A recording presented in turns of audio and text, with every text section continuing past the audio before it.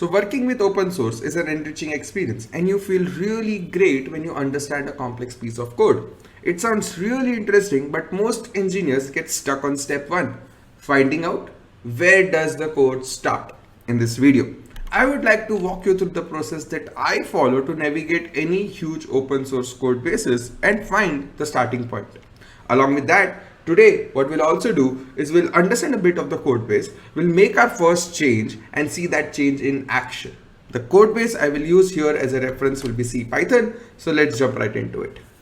Python, the world's most famous programming language, is implemented in C language. The entire source code of Python, which is called CPython because it's the implementation of Python, can be found out in the repo python/cpython. It's a gigantic code base. It would take quite a bit of time for you to clone the repo, but worth it.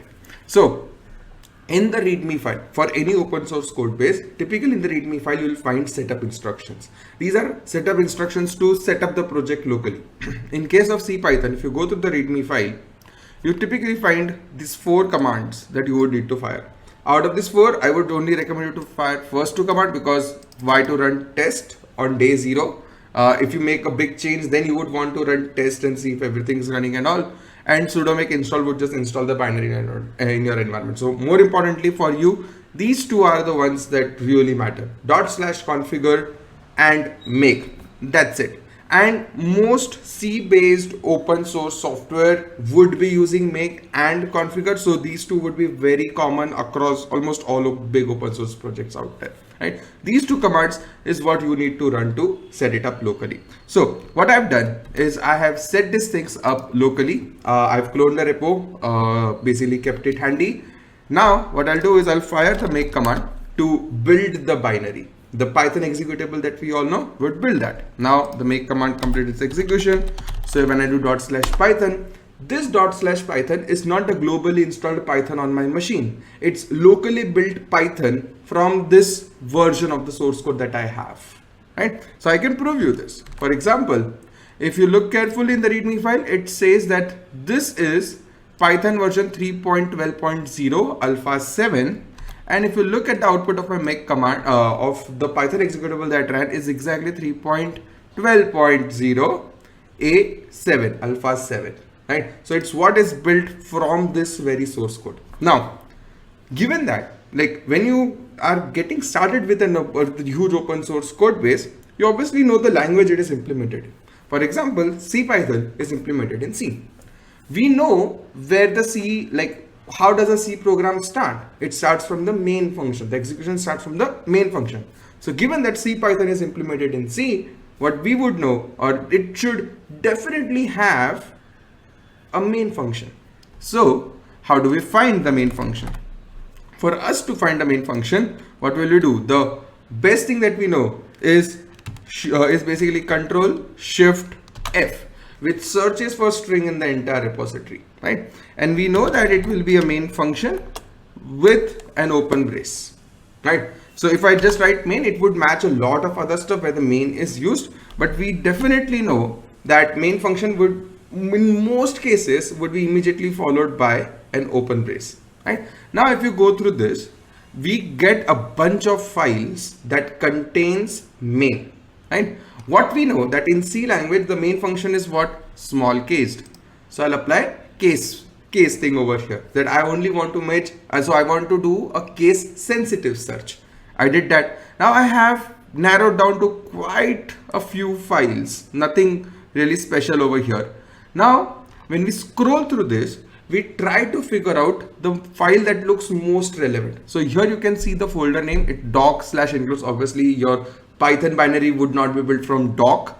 Mac tools, no. Modules could be, but here it's not text, it's text domain and not something else. We would just want main function. We scroll down, we still don't find a main. And here we find something very close to it. In the file, in the main.c, in the modules, looks very close to where we should go to, right? So if I click on py_main.main, we see something interesting over here. So let me, okay, we see something really interesting. We found a main function over here, right? Py_main looks very main-ish, and I could see a py_bytes main, but both of this contains py main. This looks like, and this function is so small and it looks like the entire execution should start from here. Let's just search this py main with an opening brace over here, and let's see if we could find something else, right? So here when we scroll, includes something PC win main, something test bed, python.c programs returns py main. This is where you can see the reference of py_main. I click on it and bingo. Now we found out the place where the main function is defined. Here you can see int main, int argc, char ** argv, the most familiar syntax of all engineers, right? This is the main function that is invoked. And FYI, you could see this, it is faded on my machine, while the above one w main is not, because of this macro which is defined. Because if the platform is Windows, you do this. If the platform is non-Windows, then you do this, right? This is a conditional compilation. I'm doing this on Windows machine, which is why you see the first one getting brighter as compared to second one. This is VS Code's feature, right? So, but we found out our main, right? Now from this code, we try to understand what this code is doing. Now this file is pretty small, to be honest, really small. It just contains 17 lines of code. That too, a bunch of header includes macro if definition. So if it's a Windows platform, do this. If not, do this. Now, what are they talking about? Why are they having two main functions? Which is where we need to understand what this each one like we all know that in Python in C language it's main function, but here we see a w main. Now, what's the difference between the two? So to give you a gist of it, any the C language that we built, if you're doing it in Windows based environment, the entry point function is not main, it is w main, because Windows supports Unicode format. So instead of accepting a char ***, it accepts a wide char because it supports Unicodes out of the box. That's why it supports wide char, but the function name changes to w main, right? Depends on where you are running. So because Python has to be supported across all the platforms, they do this conditional compilation that, hey, no matter for which platform you are compiling the binary, when you run it, it would run just fine, right? But that's not the point. But now you get the gist on how this code would have been structured. Now here you see py main and py_bytes main, which means that if it's Windows main, you are calling py main. If it is Unix based stuff, you are calling py_bytes main. If I click on py main, I could see the same function that we visited from. Some arguments are being computed and py main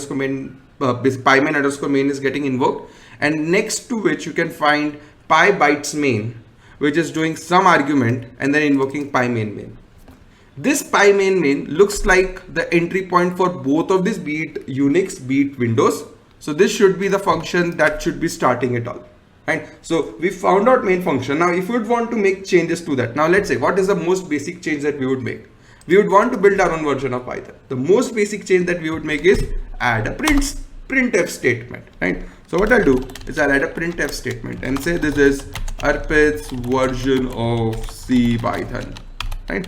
I'll end it with a /n and a semicolon, right? Now here, the reason I added it over here, I could have added it in this python.c file where it contained the main function, but now I could have chose to add it just over here, right? Some print statement over here and some print statement. If I do it over here, then the printf would only be compiled for Windows machine.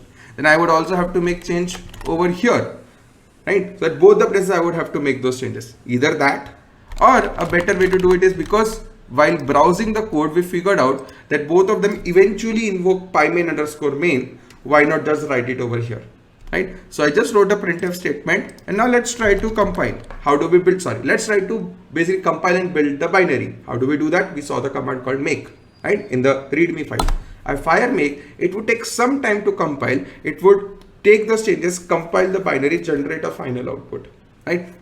It would happen in few seconds, and once it is done, the local Python file or the local Python binary that was baked would contain the changes that we made, and it's just about to complete, and it finished building this.